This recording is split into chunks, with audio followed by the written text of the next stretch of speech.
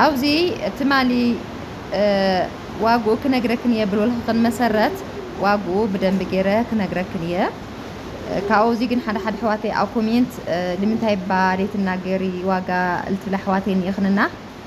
أنا واقع أي ناجري يخون خمنا الوقت بدن بجيره خن لي سمع خنا وين من دجنا له حدك زي لابزا أنت لا تكاتس فايلو حواتي لي خوينا أدمير له زرو لا تناقر خويا الجنة يعني ندعي زرو معاز ليتنا جروخم الحلفوة أي فلتين بي السعادة لنا أو زدات كتسفيل صحوا أو تفكليو خاليجن أني الناجرية ليلع من عند عذره بزي ولا بزيجن تجي جايك الرمولو مقبار خنلب تعمية لمسكنا كنزن حواتي مع عري زين دجنا لا بيلبس صحيو تيلخناني لا بعيرهم زلور أخنو لا بعيرة لو صحوا أيو واجو كل نجرو كنجركنية تمالي نجرو خن مخنيات ያው ዝቦታታት ከሪኤክ ንክገልጽ አልኸን ስለልደለኹ እየ እምበይ ካሊእ ምንም ዓይነት ምክንያት የነበረኒ ደቂ ዓበይቲ ዋይ አውዚ ላርኦኹ እየ ታይታይ ሃምድሊ ገዛእኽወን ኩለን ላርኦኹዋ እየ ወይም እንደገና ለለ ቸክ ላገበርኹ እየና ብዝበለ ብዚ ግን አውዚ ኩልኽን ፅኒ ኢልኽን ኣዳምፃ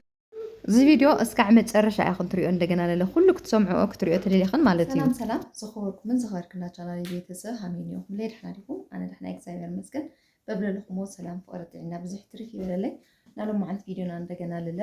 ታዩ ልብል ከሪኦኩም እየ ካብኡ ኣብዚ ንሓንቲ ሓፍተይ እኒኦ ኣቕሓ ከሪኦኩም እየ ዋግኡ ድሓር ክነግረኩም እየ ዝሮ ግን ለሎ ያው ኣብዚ ና ጥልፊ ጥልፊ خليت ጥልፊ ኣዚና በዘይ ገጣሚ ኣውዚ ዝጥልፊ እዚ ብናዕላ ምርጫ እዩ ክልተ ጥልፊ ለክልተ ሰበይቲ ማለት እዩና በባ 18,000 ዙ ኦሪጂናል ማለት እዩ እዚ ለክ እንተለኹ ግን ሽኮር መነን ይኾን ኣውዚ ክትፈልጥ ኣለለክን ማለት እዩ ሽኮር መነን ላዕሊ እዩና ካውል ገጠር ብዙሕ እንተለኾነ ይምከሪ እና እዚኣ 18,000 ታሕንቲ 18,000 ማለት እዩ ደቂ ዓበይቲ ዋይ ካብኡ ብምቕፃል ኣውዝንያ ናቆልዓ እንደገና ለለ ናቆልዓ ዓመቲ 6 ወርሒ ያው ዝሮ ኣወሰኸ ቢሎም የመቢሎም ዋንበይ ናቆልዓ ዓመት ያላትኒ ነራ ግን ላጎበዘ ስለለኸድ ብምባል ኣልዕለ ቢለ የነጊሮዮምና እዚኣ እንደገና ለለ 3,000 ቅርሺ ምስኣትን ተመሳሳሊት ማለት እዩ ምስታና ኣዲኡ ተመሳሳሊት እያ ካብኡ እግራለ መስቀልኛ ታምዛ ትሪኣ ኣለኽን ዛ ናላዕላያ እንደገና ለለ ያ ቆንጆ እያ ተመሳሳሊ ዛ ጥልፊ እያ ማለት እየና እዚኣ 3,000 ዋጋ ኣውዚ ትነግረክ እንተለኹ ግን ፅን ላልኸን ኣሕዋተይ ኣዳምፃኒ ይኽን ካብኡ ብምቕፃል ኣውዝኒኦ ኦሞ እዚ 2,000 ቅርሺ ሮል ማለት እዩ እዚኣ እንደገና ለለ 1,300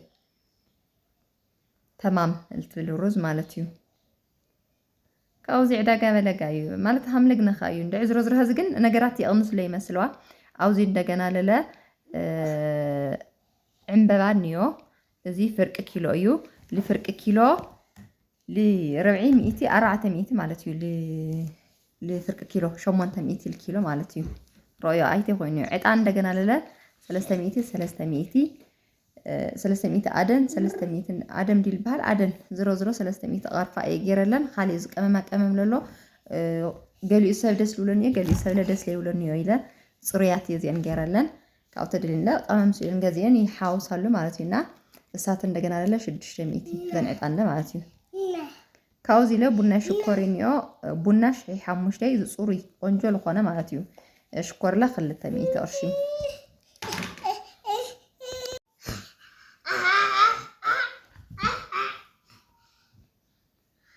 ካውዚ ብምቕፃል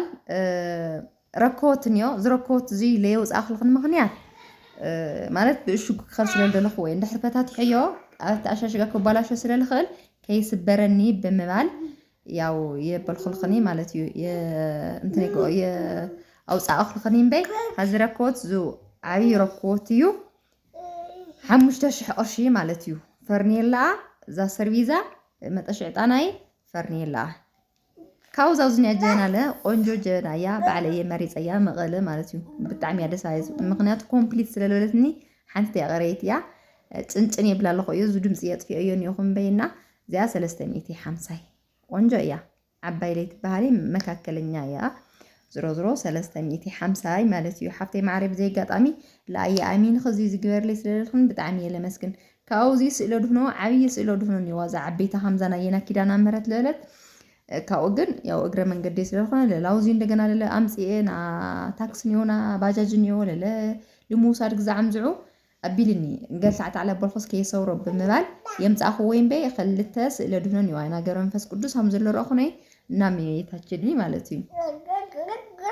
እና እሳት እንደገና ለለዋግእን 4500 ክልቴን 9000 ማለት እዩ ወደቃ ዓበይቲ ዋይ እና ፍንጃልን ይዋ ፍንጃል እዚኣተን እየን ሃምናዬ ሓደ ዓይነት እየ ገዚአ ኣነ ለጋጣሚ ገዚአ ለዝሓፈረ ገዚአላ 2200 ማለት እዩ ካውረየን ዚአን ግን ክልተ ደረጃ እየን ብዙ አጋጣሚ ትፈልጠን ለኹለኽን ካውዚ ለቐነሳለን ይዋይን ብዙ አጋጣሚ ሮዛ ቀደመት ደረጃ ኢለያ እዚኣ ሂባትኒ ካው ዘንማንካ እንደገና ዚአን 600 ቅርሺ ብዙ ለብዙ ናለማዓንቲ ሊና እዚኣ እያ ትመስል ማለት እዩ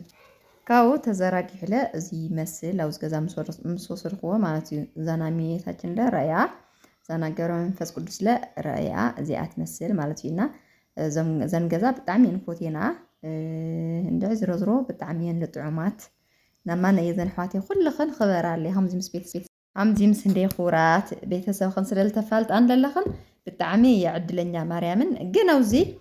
ሓደ ልምታይ ኣኽማ ቪድዮ ተቐርጽ ይልትላ እንደለኽን ኣነ ማንም ሰብ ብለይድልዮት ክእተ ኣይኽእሊና ዓድና ህይወት ይፈልጣ የብደንብ ገይረ ምክንያቱ መዓልቲ ገይሩ ክመቻቸው ይኽእል እዩ ግን ደላ አንደበታዊ ኸይድኻ ከምዚ ቪድዮ ምልቃቕ ማለት ዝሮ ኣነ ኣይብርህኒ ሰብለ ፈቃደኛ ላይ ኾነ ስለልኾነ እዩ እና ደሰይብሊ ብምባል ብልበለፀ ግን እትውልድለ ኣቕሓ እዩ ያው ኣቕሓለ ቀሪፀ የቕርበልኹና ሰሰና ኢልኩልኽን